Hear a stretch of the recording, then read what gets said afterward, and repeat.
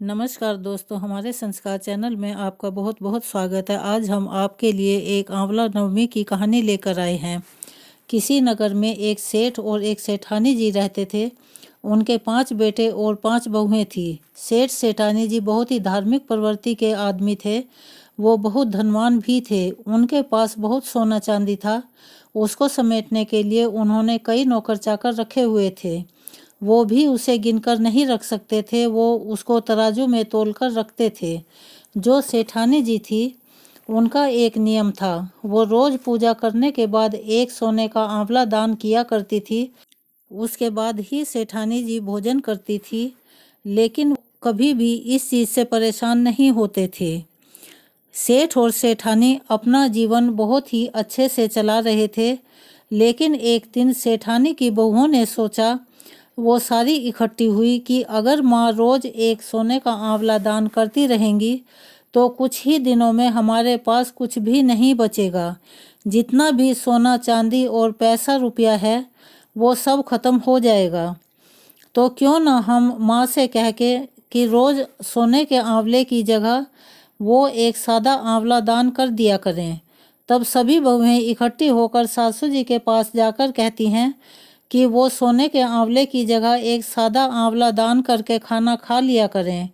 सेठानी जी उनकी बात मान लेती हैं और वो सादा आंवला दान करने लग जाती हैं। मगर कुछ दिनों के बाद सेठानी जी की बहुओं को उनका सादा आंवला दान करना भी अच्छा नहीं लगता। सभी बहुएं सेठानी जी को सादा आंवला दान करने से भी मना कर देती हैं। मगर बहुओं की बात सुनकर सेठ जी और सेठानी जी बहुत परेशान हो जाते हैं। वे अपना घर छोड़कर कहीं दूर निकल जाते हैं। अब सेठ और सेठानी जी चलते चलते एक जंगल में पहुंच जाते हैं।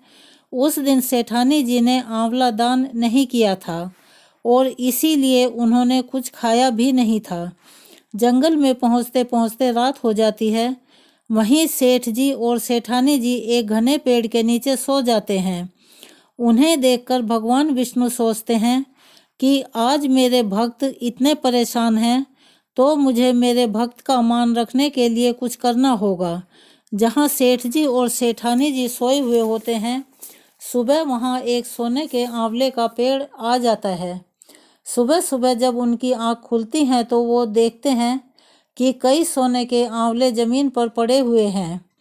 फिर सेठानी जी उठती हैं और उन आंवलों में से एक आंवला दान कर देती हैं। फिर सेठ जी और अपने लिए खाना बनाकर दोनों खाना खाते हैं और वो दोनों वहीं पर अपने लिए एक घर बनाकर रहने लगते हैं। वहीं सेठ जी अपना व्यापार शुरू करते हैं। धीरे धीरे सेठ जी का व्यापार बहुत ही बढ़ने लगता है, जिससे कि उनके पास वापस सारा धन इकट्ठा हो जाता है। फिर से वही ठाट बाट, वही सोना चांदी। सेठानी जी फिर रोज एक सोने का आंवला दान करने लग जाती हैं। उधर सेठ जी और सेठानी जी के घर से निकलते ही उनके बहू बेटों में लड़ाई झगड़े शुरू हो जाते हैं, जिसकी वजह से उनका व्यापार घाटे में जाने लगता है। धीरे धीरे सारा धन खत्म हो जाता है। वो लोग मजदूरी करने को विवश हो जाते हैं। एक दिन काम की तलाश में घूमते घूमते वो सभी वहाँ पर पहुँच जाते हैं जहाँ पर सेठ और सेठानी जी रहा करते थे। वहाँ पर सेठ जी अपने लिए एक भवन निर्माण करा रहे होते हैं। उनमें उनके बहू बेटे भी काम करने के लिए पूछते हैं। भवन निर्माण में उनके बहू बेटों को भी मजदूरी करने को मिल जाती है। एक दिन बातों बातों में उनको पता लगता है कि यहाँ की सेठानी जी रोज एक सोने का आंवला दान करती हैं। यह सुनकर उन्हें लगता है कि कहीं ये हमारे ही माता पिता तो नहीं है। फिर वो सोचते हैं कि हमारे माता पिता के पास तो कुछ था ही नहीं, फिर वो हमारे माता पिता कैसे हो सकते हैं। एक दिन उनके बहू बेटे सेठ जी को देख लेते हैं और अपने किए पर शर्मिंदा होते हुए उनसे माफ़ी मांगते हैं। उनसे कहते हैं कि हम धन दौलत के लालच में अंधे हो गए थे। हमारे लालच और दुर्व्यवहार के कारण आपको भी घर छोड़ना पड़ा। हमें उसके लिए बहुत ही शर्मिंदगी है। हमें पता चला कि हमारे घर में जो धन दौलत था वो आपकी ही किस्मत का था। फिर सेठ जी अपने बेटे बहुओं को माफ़ कर देते हैं और वो फिर से एक साथ रहने लगते हैं। अगर आपको हमारी ये कहानी पसंद आई हो तो प्लीज़ हमारे चैनल को सब्सक्राइब करें, ज़्यादा से ज़्यादा शेयर करें।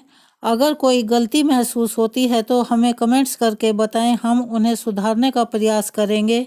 धन्यवाद।